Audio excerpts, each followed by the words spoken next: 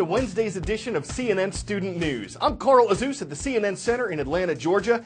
As promised, before yesterday's special edition of our show, we're going in-depth now on Super Tuesday. On March 1st, Americans in more than 10 states all went to the polls at once. They weren't electing a president. They were helping determine which one Democrat and which one Republican would ultimately appear on the presidential ballot this November. Results from these contests were still coming in when we put this show together. Teachers, for up-to-the-moment info, please head to CNN.com. We're starting with an analysis of the Republican side.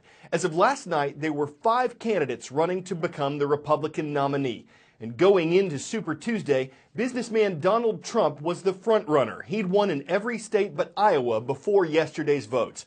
Now, CNN's John King is doing a bit of math for us. He's looking at a few hypothetical outcomes from yesterday built around Donald Trump's lead so far.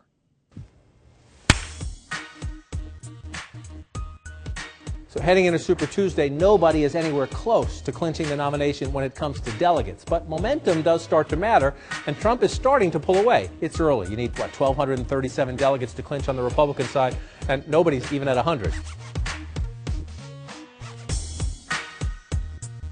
If he ran the board, even winning with 30, 33%, 35%, if Trump runs the board on Super Tuesday, look at that.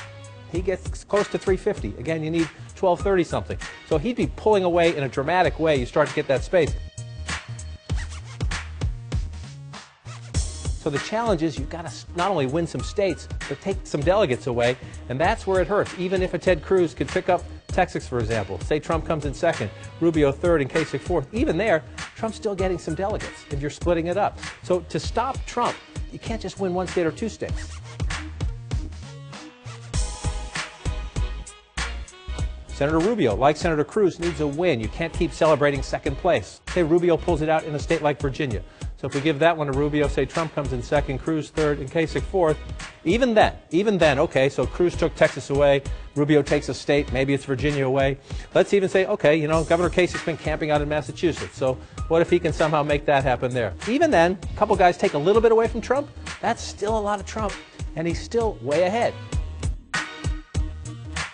Republicans, unlike the Democrats, are proportional early on, and then later on, as you get through the calendar, you have much more winner-take-all. And Trump, simply because of the Republican rules where the winner is treated more favorably, you start to pull away, and conceivably, voila, that's a Trump convention right there. An analysis of the Democrats is next. There were 2 of them competing on Super Tuesday, and former Secretary of State Hillary Clinton was the front-runner going into the vote. She'd won in every state but New Hampshire before yesterday. As you saw in that last report, when we say a candidate wins a state, it means he or she will have the most delegates from that state voting to give that winner the party nomination. Back to John King now for more hypothetical outcomes based on Hillary Clinton's lead so far.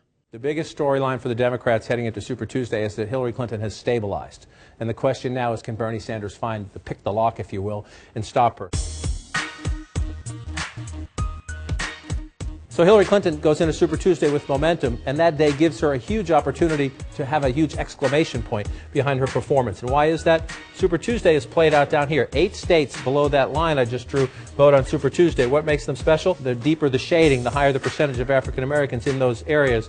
So if you shrink this down and you look across Texas, in Virginia, some of these other states on Super Tuesday, the large African-American population, that has been the key to her success in Nevada and then in South Carolina. If she continues her success there, she's not only racking up states, she's racking up a large number of delegates. If she can do that on Super Tuesday, she's proving to Senator Sanders, you cannot beat me in the traditional Democratic base, which the Clinton campaign hopes will get Senator Sanders to back off and say, okay, she's likely to win the nomination. I'm more of a protest or a message candidate. Maybe I should tone down the rhetoric. If Clinton wins them all, this is by a 60-40 margin, this scenario. If she wins them all, she starts to pull away in the delegate chase because in addition to the 600 pledged delegates, she has 445 super delegates. So she would be way out here. So what are you looking for? Where does Bernie Sanders on Super Tuesday at least slow her down? Well, he says he's going to win Minnesota, so let's give him that for the sake of argument. We assume he'll win his home state of Vermont, so we'll give him that for the sake of argument. He says he thinks he can win in Oklahoma. He's been spending a lot of time there. Let's do it for the sake of argument. And he also says out in Colorado, which is caucuses, that he thinks he can do well out there. So let's make Bernie Sanders the winner and Hillary Clinton come in second there. If he wins those 4 states on Super Tuesday, plus what he already has in New Hampshire, he would get closer. But remember, she has 445 superdelegates on top of that. So Sanders can slow Hillary Clinton's momentum with those 4 states, but it's not enough to stop her. As you look at this Super Tuesday map, I've given Senator Sanders Oklahoma, Colorado, Minnesota, and Vermont. Secretary Clinton wins the rest. She starts to pull away in the delegates. But because of the Democratic rules, if she wins them all 60-40, look what happens. We can get all the way through May. It's all filling in Clinton. This is the finish line, way down here. So she needs to win big, and in some cases, even bigger than 60-40. It's not the first time we've announced the North African country of Morocco, but it is the first time we've announced the city of Tangier. Near the Strait of Gibraltar, we welcome the American School of Tangier. Thank you for watching. In eastern Oklahoma, there's a town named Warner, and there's where you'll find Warner High School. Hello, Eagles. And in eastern Colorado, we come to the community of Strasburg. From Hemp Hill Middle School, the Indians are here. The newspaper industry is not a booming one in the United States. The number of daily papers has steadily decreased since the 1980s.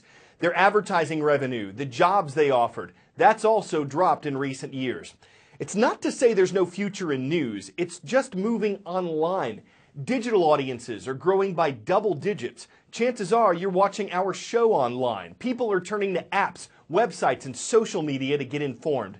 It'd be easy to say this is happening everywhere in the world, but it'd be wrong. The unique circumstances in the world's biggest democracy have given rise to a boom in newspapers.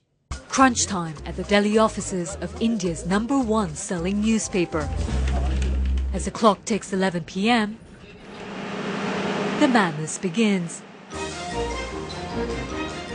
Simultaneously across India, some 4 million copies of Dainik Jagran are printed. It's so loud in here and the smell of the ink is incredibly strong, but what's happening here is some 15 different editions of Dainik Jagran are being printed here for Delhi and the surrounding areas. While newspaper titles and circulations decline globally, with the internet threatening the future of printed news, in India the industry is actually growing at a rate of 8 to 10% a year, with new editions being launched on a weekly basis. It is often said in India that every 50 kilometers the dialect will change. So every 50-60 kilometers there is a separate sub-edition of Jagran that appears, which has local content for that market in the local language. They're catering each edition to small towns like these, because this is where India's economy is expanding most, and reading newspapers is aspirational. Hardly anyone used to go to school before. Now almost everyone is educated, so we all read newspapers. We get to know everything, what's happening in the country, rest of the world, farming, inflation. It's empowering, he says. Today, India has almost 100,000 registered publications. That's more than double what it was a decade ago. And unlike pretty much anywhere else in the world, the future for newspapers here is bright. Of the almost 900 million literate population of India, 44% don't read a newspaper. Could those roughly 400 million leapfrog from reading nothing to consuming news online? Perhaps. But with 3/4 of the country still lacking internet access, that shift will take time. Until then, print away. Sunima Uras, CNN, New Delhi.